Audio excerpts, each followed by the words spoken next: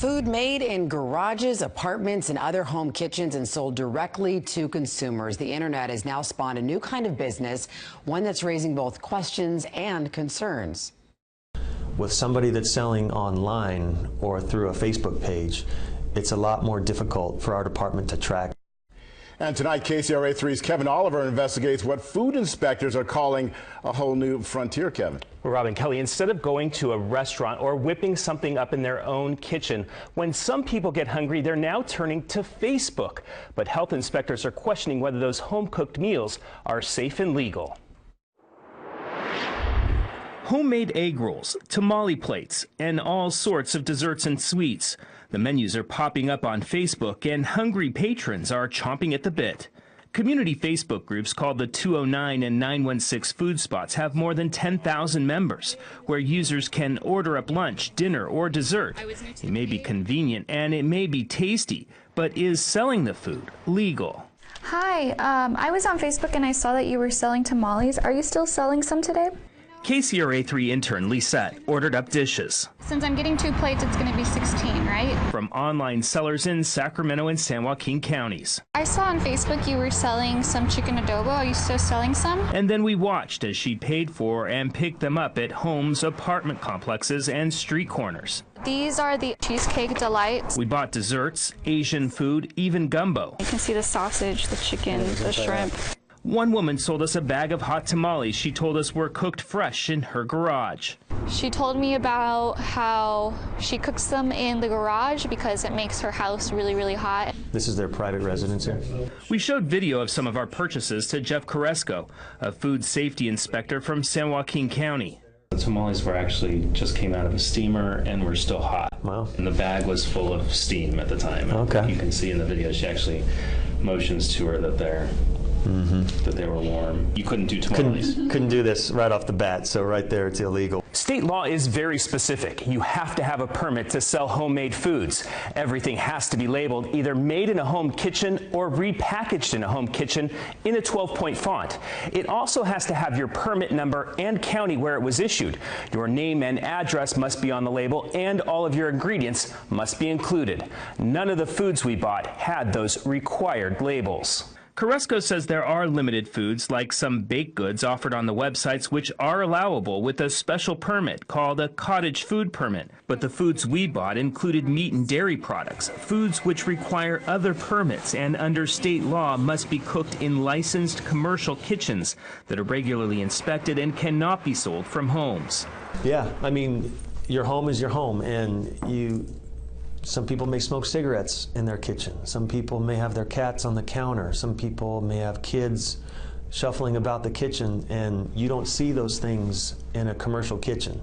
And I'm not sure if people understand that are buying food from these folks, that those conditions may exist at that house. They wouldn't know it. From a consumer standpoint, Sarah Ruiz, a supervisor with Sacramento County's Environmental Health Department, says they encourage small food-based businesses, but says cooks have to follow the rules meant to ensure the food is safe. we are business friendly. Whatever food you want to sell, there's a process for it, and we have a procedure for it, and we're willing to help you through that process.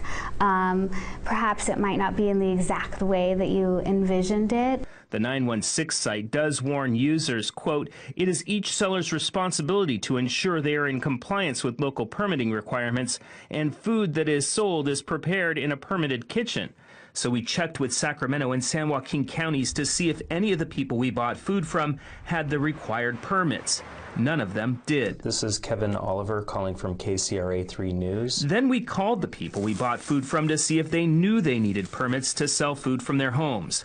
None would talk to us on camera. A man who sold us the cheesecake bites insisted they were made in a commercial kitchen, but wouldn't say where or under what permit. The gumbo vendor at first denied she sold us the food, but then said she had a permit but couldn't explain why she's not listed with the county. The tamale cook told us she stopped after she was contacted by Sacramento County food inspectors and is now trying to get a catering license. We also contacted the administrators for the 916 food spot and 209 food spot. One administrator told us they try to remove members if they get a complaint. But the concerns extend beyond the Facebook pages and their members.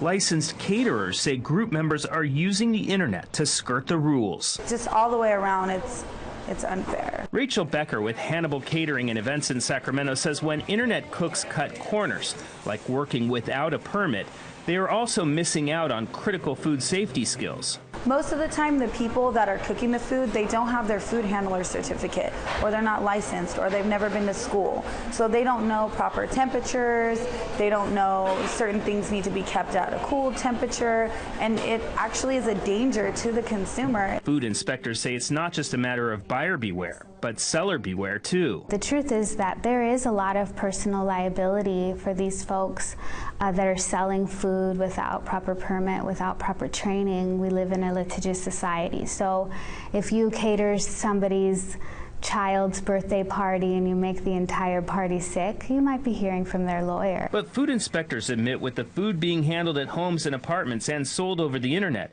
it will be harder for them to regulate than typical restaurants and food vendors. Now, we tried to contact the people who sold us the mini cheesecake and the chicken adobo, but they didn't respond to repeated phone calls. Such an interesting story. I would have never guessed that this was going on if not for your story. We talk about food trucks and that sort of thing. How easy is it to get these food permits if they decide that that's the route they want to go? It really depends on what you're selling and where you're selling it from, if you're selling it from your home or not.